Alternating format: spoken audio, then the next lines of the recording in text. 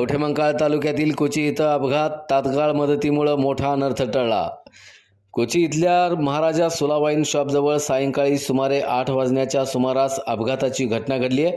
या अपघातात एका व्यक्तीस दुखापत झाली असून जखमी व्यक्ती ही शेळकेवाडी इथली असल्याची प्राथमिक माहिती मिळाली आहे। घटनेच्या वेळी स्वप्नील जनार्दन कांबळे हे काही कामानिमित्त जात असताना त्यांच्या डोळ्यासमोरच हा अपघात घडताच त्यांनी प्रसंगावधान राखत तात्काळ हॉटेल एसआरचे मालक रणजित शिंदे यांच्याशी संपर्क साधला आणि घटनेची माहिती दिली।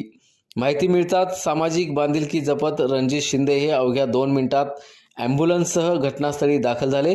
जखमी व्यक्तीस तात्काळ प्राथमिक मदत देऊन पुढील उपचारासाठी मिरज इथल्या शासकीय रुग्णालयात दाखल करण्यात आले।